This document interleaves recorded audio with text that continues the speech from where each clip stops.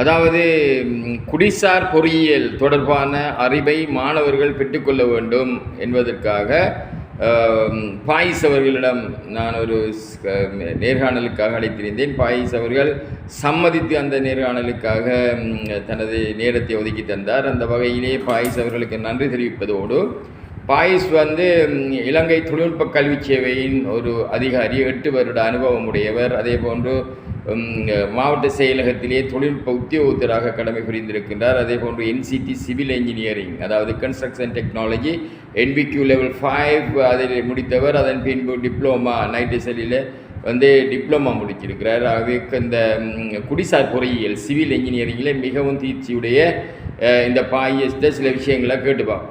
பாயிஸ் உண்மையாக இந்த குடிசார் பொறியியலில் நான் இப்போ பார்த்துட்டேன்னா சர்வைங் லெவலிங். இப்போ சர்வைங் லெவலிங்கன்னா எனக்கு கொஞ்சம் தெரியும். அப்போ நான் சொல்லிட்டு போட்டால் அதில் கவனமாக கேட்டுக்கொண்டிருக்கேன். அதாவது நான் படிச்சிருந்தேன். நான் அந்த காலத்தில் 1985ஆம் ஆண்டு உங்களுடைய ஆசான் விமல் சார் ஓட நான் ஒன்றாகவே கல்முனை கச்சேரியில் பயிற்சியாளனாக இருந்தேன். அந்த நேரத்தில் பாசு கல்லறை சேர்ந்த பாசு என்ஜினியர், அதே போன்று விஞ்ஞானியாக தற்போது இருக்கின்ற லோகநாதன், அதே போன்று இறுதி நேரத்திலே பணிப்பாளர் நாயகமாக கட்டடத்திலங்களில் இருந்த ஜெயச்சந்திரன், பெஸ்லி ராஜகுலேந்திரன் தொழில்நுட்ப உத்தியோகத்தர், அதே போன்று தற்போது கனடாவிலே வாழுகின்ற சிவகணேசன் போன்றவர்கள் உடன் நான் வேலை செய்தேன். பயிற்சியாளனாக இருந்த வகையில் எனக்கு சில அறிவுகள் அதில் இருக்குது. அந்த வகையில் பார்த்தா எனக்கு நான் ஆரம்பத்தில் படிக்கக்குள்ள பில்டிங் கன்ஸ்ட்ரக்ஷன் சூப்பர்வைசர், அதே போன்று குவான்டிட்டி சர்வேயிங், அதே போன்று NDT அக்ரிகல்ச்சர் போன்ற பாடங்கள் செய்யக்குள்ள அதில் ஒரு பாடம் இருந்தது சர்வேயிங் அண்ட் லெவலிங் என்று. அதில் எனக்கு மிகவும் அழகாகவும் நன்றாகவும் மனதில் பதியக்கூடிய அளவிலேயும் எனக்கு கற்றுத்தந்தவர் சர்வேயர் சுந்தரமூர்த்தி என்றவர். அவர் விசிட்டிங் லெக்சராக அந்த நாளில் வந்திருந்தால் நான் அவரை இந்த நேரத்தில் நினைவு கூறுகிறேன். சர்வேயிங் லெவலிங்களுடைய தந்தை என்று குறிப்பிடலாம். அதே போல் என்ஜினியரிங் ட்ராயிங்குடைய தந்தை அந்த காலத்தில் RALD டிலிமா என்பது போல், அதன் பின்பு அச்சி முகமது மஜித் சார் சம்மாந்துறையில் என்றது போல் தற்போதைக்கு இப்போ உங்களோட நீங்களும் கற்பிக்கிங்க. மற்ற நீங்கள் என்னென்னு சொன்னால் நீங்களும் விமல் சாருடைய மாணவன். என்ன நீங்களும் விமல் சாருடைய மாணவன் என்கின்ற விடயமும் எனக்கு தெரியும். விமலும் பலரை உருவாக்கியிருக்கார். அந்த வகையிலே சர்வைங் அண்ட் லெவலிங்கில் பார்க்கக்குள்ள what is surveying, what is levelling என்று கேட்டால் திஸ் இஸ் த ஆர்ட். இது ஒரு சித்திரம். சச் மெஷர்மெண்ட், சில மெஷர்மெண்ட் எடுப்போம். கொரஸ்பாண்டிங் பாயிண்ட், புள்ளிகளை குறிப்போம். நேச்சுரல் அண்ட் ஆர்டிஃபிஷியல் ஃபீச்சர்ஸ் ஏனென்று சொன்னால் நாங்கள் நேச்சுரல் என்னக்குள்ளே காட்டில் இழக்கிறோம், ஆர்டிஃபிஷியல் என்னக்குள்ளே கட்டிடத்தில் இழக்கிறோம். Natural and artificial features when பி ரோ த டயக்ராம் அவற்றையும் எடுத்து போட்டு ஒரு படத்தை கீறுறோம். கீறக்குள்ளே அதை ஹொரிசன்டலி ரெப்ரசன்டேஷன், அதாவது கிடையாக கீறுதல் சர்வையிங், நிலைக்குத்தாக எடுக்கிறது லெவலிங் என்று சொல்லி அவங்க படிச்சிருந்தேன். நாங்கள் அந்த வகையில் பார்க்கக்குள்ள டம்பி லெவல், தியோடலைட் என்கின்ற 2 பயன்படுத்தப்படுது. அதே மாதிரி ஸ்கேல் பயன்படுத்தப்படுது. அதே போன்று பெக் பயன்படுத்தப்படுது. அது செயின் பயன்படுத்தப்படுது. எல்லாம் கேள்விகளாக வருவதை நான் அவதானித்திருந்தேன். இந்த இன்ஜினியரிங் டெக்னாலஜி பேப்பரில் அந்த இதில் வரக்குள்ள சில கேள்விகள் வருது. ரைட், இவ்வாறு பார்க்கின்ற போது அந்த சர்வையிங் அண்ட் லெவலிங்குடைய முக்கியத்துவம் என்ன? உண்மையில் இந்த நேர்காணல் சார் ரவீந்திரன் சார் அவர்கள் நேற்று என்னிடம் கேட்டுக்கொண்டிருந்தார். அதற்கமைய அந்த நேர்காணலை மாணவர்களின் நன்மை கருதி மாணவர்களுக்கு பிரயோஜனம் அளிக்க வேண்டும் என்ற வகையில் இந்த நேர்காணலை நான் வழங்குகின்றேன். அதான் பிரதான நோக்கமும், சாரின் பிரதான நோக்கமும் அதுதான். சாரின் கற்றல் கற்பித்தல் செயற்பாடை, நான் ரவீந்திரன் சாரின் கற்றல் கற்பித்தல் செயற்பாடுகளை பலமுறை நான் கேட்டறிந்திருக்கின்றேன். மற்றது வீடியோக்கள் யூடியூப், ஃபேஸ்புக்கில் அவதானித்திருக்கின்றேன். உண்மையில் நவீன தொழில்நுட்பங்களை பயன்படுத்த வேண்டும் கற்றல் கற்பித்தல் செயற்பாடுகள். அதுதான் இப்போதைய மாணவர்களை அது இலகுவாக சென்றடையும். அந்த வகையில் அதை ஒரு நோக்காக கொண்டு உண்மையில் சின்ன நேர்காணலை ஒரு 5 நிமிட நேர்காணலையாவது தாருங்கள் என்று என்னை கேட்டிருந்தார். சரி, நான் உண்மையில் சாரை பற்றி நான் கூடுதலாக சொல்ல வேண்டும் என்று அவசியமில்லை. அநேகமானவருக்கு தெரியும். சார் பல்துறை விற்பனர். அவர் உண்மையில் ஏர் கண்டிஷனிங் துறை மட்டுமல்லாது கட்டடத்துறை, ஏனைய விவசாயத்துறை போன்றவற்றில் பல விற்பனர். நான் அவரை ஆரம்பத்தில் சந்தித்தது ஏஎல் டெக்னாலஜி அந்த ப்ராக்டிக்கல், அதுக்கு நாங்கள் சூப்பர்வைசர், மெயின் சூப்பர்வைசராக நாங்கள் கடமையாற்றுவதற்காக பரீட்சை திணைக்களத்தினால் அழைக்கப்பட்டிருந்தோம் கொழும்புக்கு. அங்கே அந்த கலந்து கொண்ட அந்த ஒரு மீட்டிங் ஒன்றில் தான் சாரை சந்திக்க கிடைச்சது. சார் உண்மையில் காத்திரமான அவர்களாலே பதிலளிக்க முடியாத சில கேள்விகளை அந்த பேப்பர் செட் பண்ண அந்த பேனலிடம் கேட்டிருந்தார். கேட்டுவது அவர்களும் சில தடுமாற்றங்களை அவர்கள் தடுமாறினார்கள். உண்மையில் ஒரு உதாரணத்துக்கு சொல்ல வேண்டும் என்றால் அந்த வினாத்தாளில் கேட்கப்பட்டிருந்தது ஆங்கில பிணைப்பு ஒன்றை செய்து காட்டும்படி. பிள்ளை ஆங்கில பிணைப்புக்கு பதிலாக ஃப்ளமிஷ் பிணைப்பு ஒன்றை ஆங்கில செங்கல் கட்டுமானத்தில் இருக்கின்ற இன்னொரு பிணைப்பை கட்டுகின்றது. இந்த இடத்தில் உண்மையில் கேட்கப்பட்ட கேள்விக்கு பிள்ளை முழுமையாக பிள்ளையான விடையை அளித்து ப்ராக்டிக்கல் அதாவது செயல்முறை பயிற்சியில் செய்கிறது.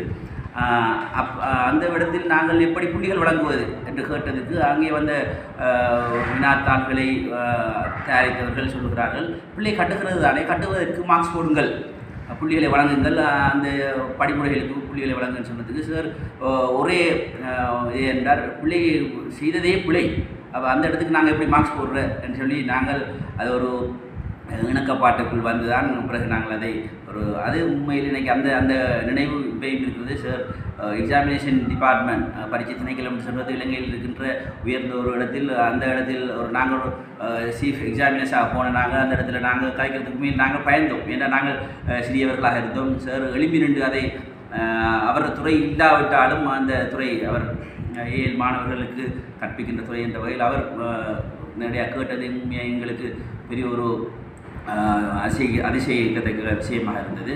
சிறுமையில் கேட்டிருந்தீர்கள் சேவிங் அண்ட் லெவலிங். உண்மையில் இந்த சேவிங் அண்ட் லெவலிங் என்று சொன்னால் அதை சொல்வது உண்மையில் சார் சொன்ன மாதிரி அளவீடுகள் அளத்தலும் மட்டமாக்கல் அளவையிலும் மட்டமாக்கல். உண்மையில் நிலங்களை நாங்கள் எவ்வளவு பிரமாணமான எவ்வளவு பரப்பான காணிகள் இருக்கின்றது என்று எக்யூரேட்டாக நுணுக்கமான அளக்கிறதுக்கு நாங்கள் பயன்படுத்துகிறது தான் உண்மையில் சேவை. அடுத்தது நிலத்தில் உள்ள உயர வேறுபாடுகளை அளக்கிறதுக்கு நாங்கள் லெவலிங்கை பயன்படுத்துவோம், மட்டமாக்கல் சொல்லுவோம். அதுக்கு நாங்கள் பல தரப்பட்ட உபகரணங்கள் இருக்கின்றது. ஆரம்ப காலங்களில் டம்மி லெவல், தியோடலைட் என்று பாவிக்கப்பட்டு இப்பொழுது தற்காலத்தில் எலக்ட்ரானிக் டிஸ்டன்ஸ் மீட்டர் என்று நிறைய புதிய உபகரணங்கள் வந்துவிட்டது. முதல் தான் காடுகளை அளப்பது என்பது பெரிய ஒரு சவாலாக இருந்தது. காடுகளுக்குள் மனிதர்கள் செல்ல வேண்டும். இப்பொழுது அந்த அளவெல்லாம் இல்லை. இப்போது ட்ரோன் கேமராக்களை வைத்து கூட ஜிபிஎஸ் அதெல்லாம் வந்ததுக்கு பிறகு மிச்சம் இலகுவான முறையில் இந்த நவீன தொழில்நுட்பம் வளர்ந்து விட்டது. நாம் இந்த தொழில்நுட்பம் என்று சொல்வது இந்த நிமிடத்தில் இருந்து அடுத்த நிமிடத்துக்குள் வளர்ந்து கொண்டே செல்கின்றது. நாம் நினைப்பதற்கு அப்பால் இந்த தொழில்நுட்பம் வளர்ந்து கொண்டிருக்கு. மற்றது இதில் உங்களுக்கு கூடிய அனுபவம் இருக்குது என்று சொன்னால், நீங்கள் கட்டிட திணைக்களத்தில் மாவட்ட செயலகத்தில் வேலை செய்திருக்கிறீங்க தொழில்நுட்ப உத்தியோகத்திரண்டபடியினால உங்களுக்கு அதிகமாக பல கட்டிடங்களை நீங்கள் பரிசீலனை செய்திருப்பீங்க. பில்வாஸ் பண்ணுறதுக்கு முதல் நீங்கள் தான் ஒரு முக்கியமான நபர் என்கின்றபடியினால் இந்த கேள்வி நான் பார்ப்போம். செங்கல்ல கொஞ்சம் பார்ப்போம். இந்த செங்கல் எடுத்தோம்னா அந்த செங்கல்ல but quality of the good bricks என்று கேட்கக்குள்ள ஒரு செங்கலில் ஒரு தரமான செங்கல் எவ்வாறு இருக்கணும்னு சொல்ல முதலாவது நாங்கள் படிப்போம் மெட்டலிக் ட்ரிங் என்று சொல்லி, அதாவது கணீர் என்ற சத்தம். இரண்டாவது படிப்போம் ஷேப், அதனுடைய வடிவம். மூன்றாவது அதனுடைய சைஸ்.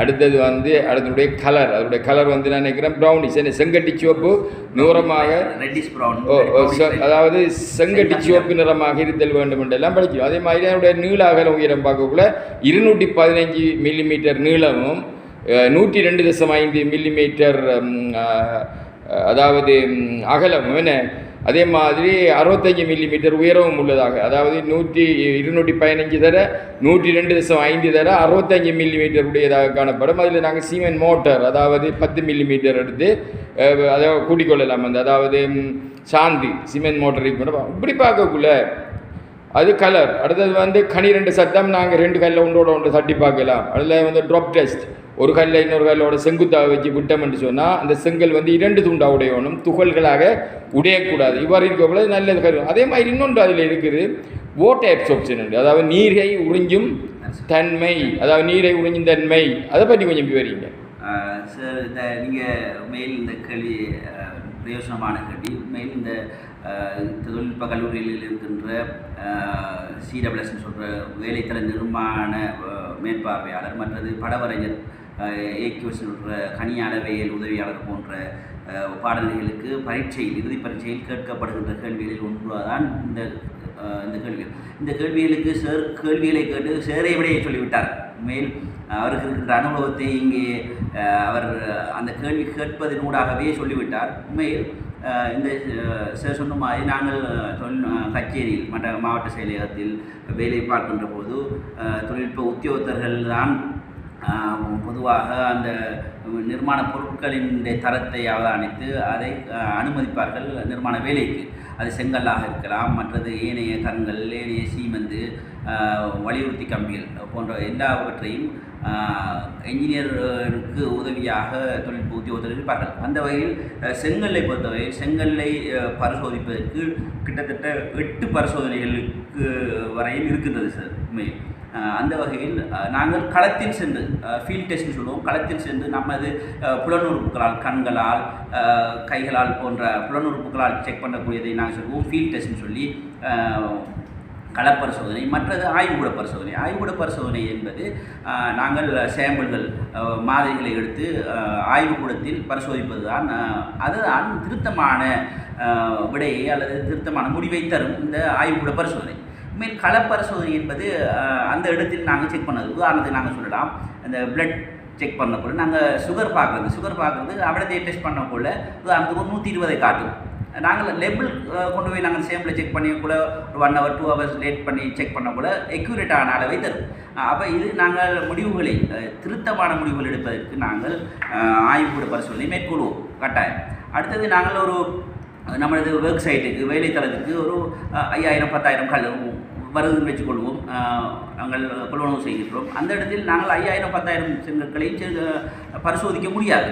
அதற்காக நாங்கள் சில மாதிரிகளை சேம்பிள்களை எடுத்து தான் நாங்கள் அதனை பரிசோதிப்போம். சேம்பிள்கள் எடுக்கும்போது எப்பொழுதும் ஒரே இடத்தில் எடுக்க மாட்டோம். ஆரம்ப கட்டம், இறுதி கட்டம், நடுப்பக்கம், மேல் பக்கம், கீழ்ப்பக்கம் இவ்வாறான அந்த வருகின்ற தொகைகள் இருந்து நாங்கள் மாதிரிகளை எடுத்து நாங்கள் களப்பரிசோதனை சொல்லும்போது நீங்கள் சார் சொன்ன மாதிரி கிட்டத்தட்ட 5 களப்பரிசோதனைகள் இருக்கின்றது. சார் சொன்ன மாதிரி முதலாவது நாங்கள் செய்வோம். அது இந்த செம்மையாக இருக்கின்றதான்னு சொல்லி பார்க்குறதுக்கு நாங்கள் சுத்தியல் சோதனை அல்லது சார் சொன்ன மாதிரி 2 செங்கற்களை ஒன்று தட்டும்போது உலோகத்தில் தட்டுகின்ற ஒளி மெட்டலிக் ட்ரிங் சொல்லுவோம். அதை நாங்கள் 2 செங்கலை தட்டும்போது அல்லது நகத்தினால் சுட்டும்போது அல்லது ஒரு சுத்தியலை கொண்டு தட்டும்போது நாங்கள் அந்த சத்தத்தை உணர்வோமாக இருந்தால் அது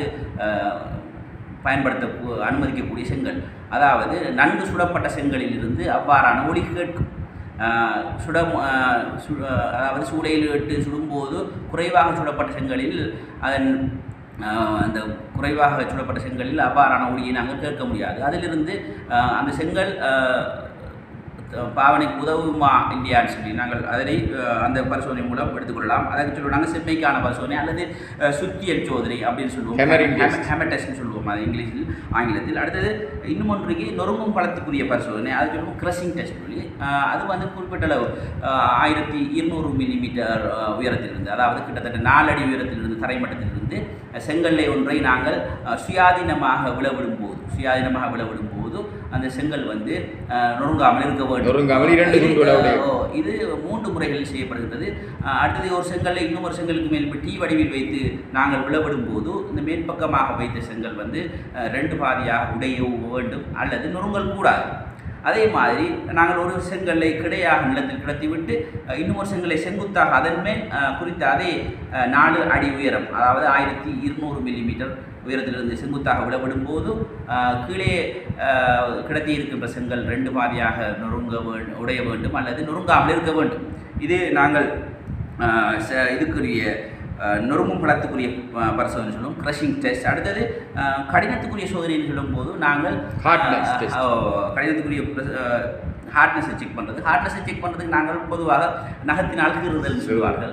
நகத்தினால் எல்லா செங்கற்களையும் மேல் கீற முடியாது, ப்ராக்டிக்கலாக அது சிரமம். ஆகவே நாங்கள் கூரான முனை உள்ள கத்தி முனை அல்லது ஆணி போன்றவற்றால் நாங்கள் கீறும்போது அந்த செங்கலின் மேற்பரப்பானது உட்பதிந்த அடையாளம் இல்லாமல் இருத்தல் வேண்டும்.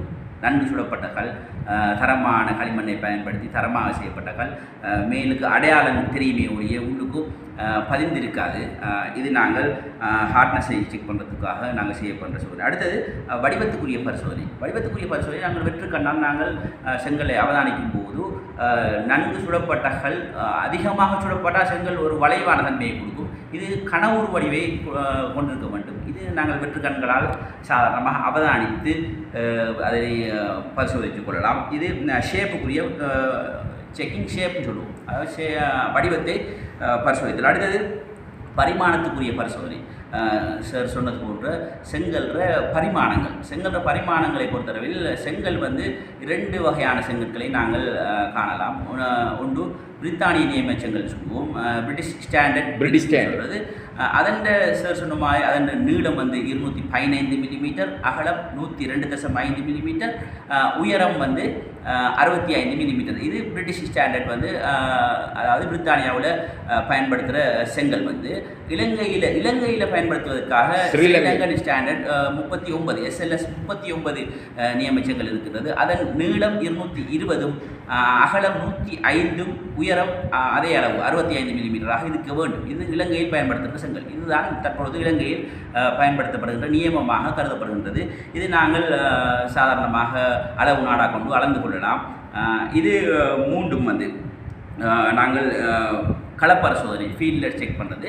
இந்த களப்பரிசோதனையில் சித்தி அடைகின்ற செங்கற்கள் தரமானதாக இருக்குமா என்று கன்ஃபார்மாக உறுதியாக சொல்ல முடியாது. களப்பரிசோதனையில் இருந்து பெறப்படுகின்ற முடிவுகளை இதை வைத்துக்கொண்டு தான் நாங்கள் அடுத்த கட்டமாக நாங்கள் லெப் டெஸ்ட், அதாவது ஆய்வுக்கூட பரிசோதனைக்கு செல்ல வேண்டும். இதுதான் உண்மையான திருத்தமான முடிவுகளை தரும். இதில் கிட்டத்தட்ட 3 பரிசோதனைகள் எங்களது இந்த சிலபஸுக்கு உட்பட்டு நாங்கள் படிப்பிக்கின்ற NVQ லெவல் 5 வரையான பாடத்திட்டத்துக்குள் அடங்குகின்றது. இதை தவிர அதிகமான டெஸ்ட்டுகள் இருந்தாலும் சார் கேட்டுக்கொண்டதுக்காமே அந்த நீர் உறிஞ்சும் பரிசோதனை வாட்டர் அப்சோர்ப்ஷன் டெஸ்ட்னு சொல்லுவோம். ஒரு செங்கல் வந்து தண்ணியை உறிஞ்சுமா என்று கேட்டால் கட்டாயம் செங்கல் வந்து தண்ணியை உறிஞ்சும். தண்ணியை எந்த அளவு உறிஞ்ச வேண்டும் என்று சொன்னால் அதன் நிறையில், அதாவது அது உலர்ந்த நிலையில் இருக்கும்போது அதன் நிறையில் 1/6 பங்குக்கு மேல் தண்ணியை உறிஞ்சக்கூடாது. அதாவது 1/6 பங்கை விட தண்ணியை உறிஞ்சின்னு சொன்னால் அந்த செங்கல் வந்து நல்ல தரமான செங்கலாக இருக்காது. சில புத்தகங்களை வெளிநாடுகளில் இருக்கின்ற ஆங்கில புத்தகங்களை நாங்கள் ரெஃபர் பண்ணுகின்ற போது அது 20% என்று சொல்லப்படுகிறது. 20% மேல் உறிஞ்சக்கூடாது என்று சொல்லப்படுகிறது. உண்மையில் 20% என்று சொன்னால் நாங்கள் அந்த பங்கு கணக்கில் பார்க்கும்போது 5 1 தான் வரும். ஆனால் புத்தகங்களில் நாங்கள் பார்க்கின்ற போது அது 1/6 பங்கு அல்லது 20% என்று தான் சொல்லப்படுகின்றது. இதை மாணவர்களும் அடிக்கடி கேட்பார்கள். 1/6 பங்கு என்றால் உண்மையில் 20% வராது தானே சார் என்று கேட்பார்கள். உண்மைதான். ஆனால் நாங்கள் வெளிநாடு புத்தகங்கள், வெளிநாட்டு சோர்ஸ்களை நாங்கள் பார்க்கும்போது 20% அல்லது 1/6 பங்கு வீதத்துக்கு மேல் நீரை உறிஞ்சக்கூடாது. அதாவது அதை நாங்கள் எப்படி செக் பண்ணுவோம் என்று சொன்னால், ஆரம்பத்தில் செங்கல்லை நாங்கள் எடுத்து நாங்கள் அதை உலர்த்தி அதில் ஏதாவது ஈரழிப்புகள் இருந்தால் அதை ஆவியாக்க செய்து விட்டு அதை நாங்கள் துணிவோம். துணிந்ததன் பின் 24 மணித்தியாலங்கள் நாங்கள் நீரில் அதை அமிழ்த்தி வைப்போம். அமிழ்த்தி வைக்கும்போது நீர் குமிழிகள் வெளிவரும். அதுதான் நீரை உறிஞ்சுகின்றது என்பதற்கான அறிகுறி. 24 மணித்தியாலத்தின் பின் அதனை வெளியே எடுத்து நாங்கள் துணியினால் துடைத்து விட்டு அதன் நிறையை துணியும் போது நீரை உறிஞ்சிய பின் உள்ள நிறையை துணிந்த பின் நாங்கள் ஏற்கனவே நாங்கள் நீர் உறிஞ்சாமல் இருக்கும்போது ஆரம்ப துணிவை கழிக்கும் போது அதில் காணப்படுகின்ற நீரின் அளவு தெரியும். அப்போ அதற்குரிய வாய்ப்பாடு ஒன்று இருக்கின்றது. ஈரழிப்பான நிறையின் கீழ் உலர் நிறையின் கீழ் உலர் நிறை என்று பிரிக்கும்போது, அதாவது ஈரமான நிறையிலிருந்து உலர் நிறையை கழித்து உலர் நிறையினால் பிரித்து தர 100% அந்த வாய்ப்பாட்டின் மூலம் அது 20% விஞ்சக்கூடாது அல்லது 1/6 பங்கை விட விஞ்சக்கூடாது. அதாவது இந்த நீர் அந்த மொத்த நிறையினுடைய 1/6 பங்கு நீரை உறிஞ்சக்கூடாது அல்லது 20% நீரை உறிஞ்சக்கூடாது என்கின்ற அந்த நிறை. ஆகவே நீங்கள் அதாவது தற்போது இவ்வளவு நேரமும் என்னுடன் இந்த விடயங்கள் சம்பந்தமாக குடிசார் பொறியியல் விடயங்கள் சம்பந்தமாக நீங்கள் பயந்து கொண்ட விடயத்தை பார்க்கக்குள்ள சாதாரணமாக புத்தக படிப்பு அல்லது நாங்கள் ஏதோ ஒன்றை படிக்கிறோம்டா அது வந்து ஒரு ஒரு ஆதாரபூர்வமாக இருக்காது. ஆனால் நீங்கள் மாவட்ட செயலகத்தில் தொழில்நுட்ப உத்தியோகத்தராக கடமை புரிஞ்சிருக்கிறீங்க. அதன் பின்பு தான் இந்த இலங்கை தொழில்நுட்ப கல்வி சேவைக்கு வந்திருக்கீங்கன்றபடினால உங்களுக்கு நீங்கள் பல களங்களுக்கு சென்று வந்திருப்பீங்க. அந்த வகையில் உங்களுடைய விடைகள் அமைந்திருந்தது. அந்த வகையில் இந்த நேர்காணலில் கலந்து கொண்ட ஃபாயிஸ் அவர்களுக்கு நன்றி தெரிவித்தவனாக மீண்டும் பாய்ஸ் அவர்களை சந்திக்கும் வரை வணக்கம் கூறி விடைபெறுகின்றேன். நன்றி, வணக்கம். நன்றி. இதே போன்று இன்னும் ஒரு காணொலியில் நாங்கள் கொங்கிரீட் மற்றும் ஏனைய தொடர்பான விடயங்களை கட்டாயம் இன்னும் ஒரு காணொலியில் கொங்கிரீட், மணல், தார் சம்பந்தமாக தொடர்ச்சியாக இது வந்து மாணவர்களுக்கு மிகவும் பிரயோசனமாக அமையும். நன்றி, வணக்கம். நன்றி.